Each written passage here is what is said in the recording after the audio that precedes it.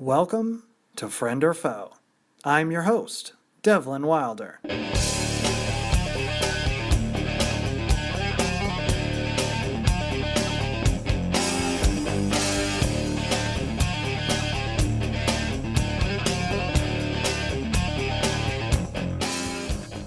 Today, I want to introduce you to another new show coming to you from our friends over at Wondery called Safe for Work, hosted by Liz Dolan and Matt&nbsp. I'm sure you've all faced some challenges at work, creating a productive environment in the office, maintaining relationships with coworkers, meeting deadlines, setting career goals, sometimes just holding on to your sanity. On Safe for Work, Liz and Matt will take calls from listeners, helping them solve problems they are facing, giving advice, and sharing their experience and expertise. Here is a clip from the first episode. From Wondery, this is Safe for Work, Job Stress, Life Relief. I'm Liz Dolan. And I'm Matt Ritter. On today's show, we'll be chatting with Rainn Wilson about his production company, Soul Pancake. I'm super excited about that. And one of his first days of work.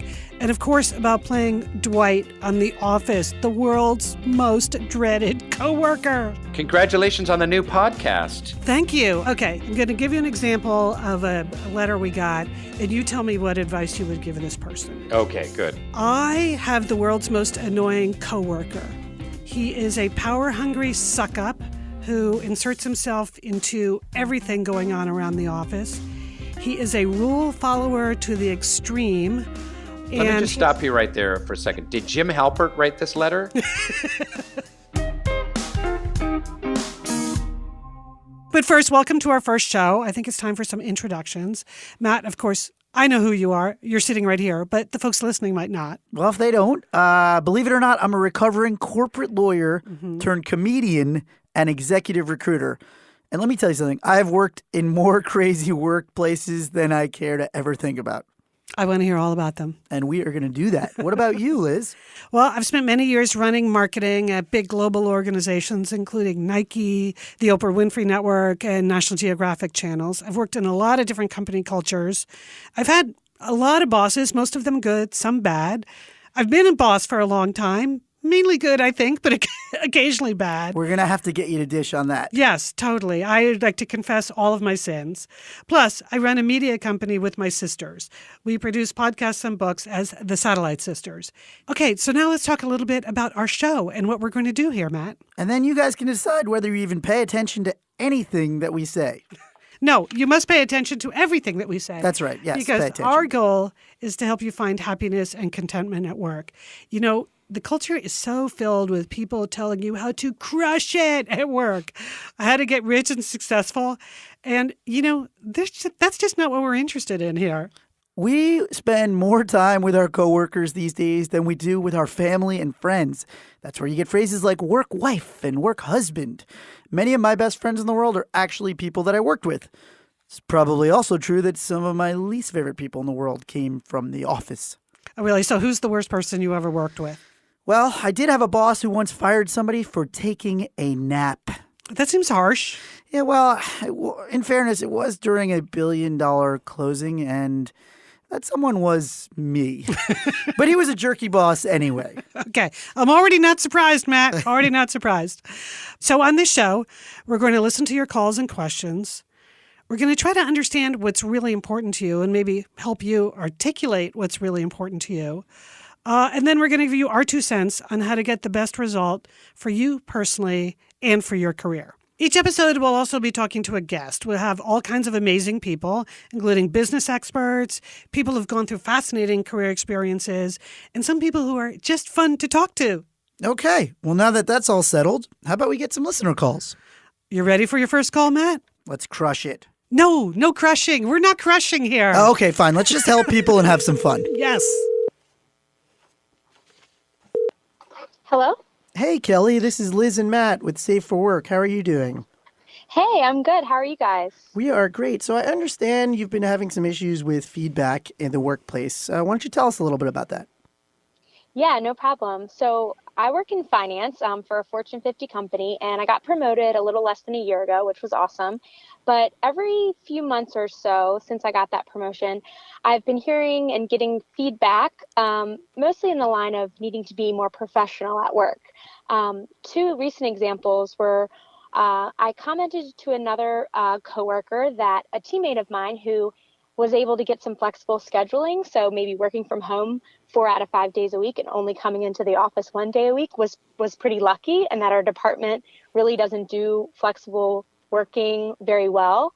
And then the second time it happened, a manager overheard me on a Friday joking to my teammate that it might be a light day since our boss was out of the office that day. And so this feedback kind of just makes its way to me either through my manager, through my director.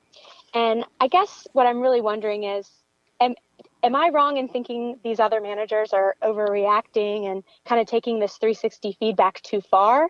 Well, let me just say, first of all, I can empathize because I was the office jokester. I left my job as a lawyer to do comedy. So if anyone understands that desire to keep the workplace light, it's me. I was the guy who was joking around all the time. People would hang out. I was the office, the break room hero, let's just say.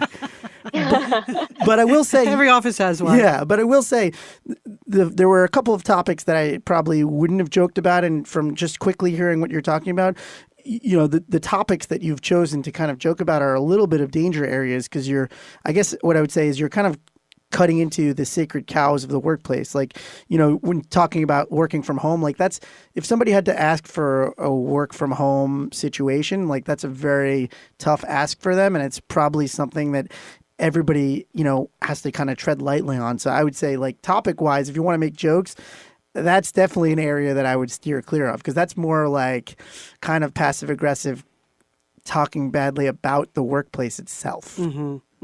So it's not just jokester turf. Yeah, I mean, Kelly, does that resonate what I'm saying? I mean, I'm a little, I guess I need to know more, you know, are the jokes that you got called out on, was it just those, or are you getting called out, you know, constantly anytime you joke around?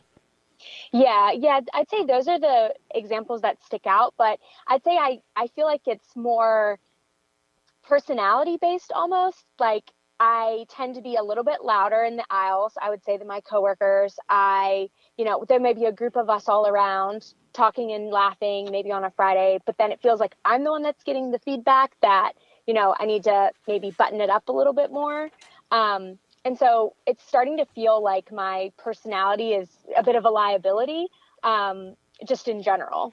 You know, Kelly, this is Liz. That's what it sounded like to me, too, when I heard you talking about it and read your original letter. To me, this sounds like coded communication, and they're trying to tell you something important, but not doing it very well. They're picking on a few random things, and that they're trying to manage not your performance, which you say is good, but your personality and behavior. And that is never a good sign. When people say things to you like, we need you to be more professional, or in your letter, it was be more mature. If you've heard that more than once or twice, that is something that you really, really need to pay attention to. Because in my experience, sometimes you can manage people through their performance. You sit down and you say you need to do this better or you need to do that better. But when you get to the point where you're saying you just need to be a different person, that's really bad. And you really need to think about whether this is the natural home for you. Because I would never say, nobody should ever go into work and have to be a different person than they really are, right? So if you're outgoing and energetic in a department where they really frown upon that, then you just need to think about whether you're going to be satisfied having to edit yourself all the time. I would suggest that you won't be satisfied doing that. Yeah, there's a lot of workplaces that I'm too loud for sure. Really? Yeah. Yeah, that makes sense. I think I hear what you're saying. Like what Matt's saying is like, I can choose the things that I talk about, right? Sure. The things that I choose to engage in conversation about with my coworkers. And maybe what I can't choose is, you know, the attitude with which I bring or kind of my vibe, right? So You're right. You can't. I need to play with that a little bit, but I totally hear what you're saying, Matt, about the certain topics that are, you know, hey, if you're going to talk about them, maybe take it down to the coffee shop, right? Like out of earsight of managers and directors if you really need to vent. and then balancing that with still wanting to be who I am at work. Yeah, totally. And I like your vibe. I feel like we would get along. But at the same time, I'm glad you're hearing what I'm saying because, maybe this workplace isn't for you, but even another workplace, those two examples probably wouldn't be okay, even in a cooler, more laid back vibe. That's good advice. Yeah. Yeah. Thank you. Yeah, I really appreciate the advice. I think I knew it in my heart and in my head, but it's just good to hear it from someone else that I'm not crazy for wanting to be myself, but also keeping in mind if I want to move up in any organization that, there's that level of professionalism that can vibe with my personality if I find the right place. You can do it. Okay. I Good luck. believe in you. All right. Thank you, guys. And now for our interview with Rainn Wilson. Rainn Wilson, welcome to Safe for Work. Nice to be here. Okay, so it is our first episode. So we're talking a lot about like our worst or best first days of work. Do you have like a worst day of work story you want to share or best first day? I have a lot of really bad work stories. That was just a preview. To hear Rainn's terrible work stories and the rest of the episode, find a link in the episode notes or subscribe to Safe for Work on Apple Podcasts or wherever you're listening to this.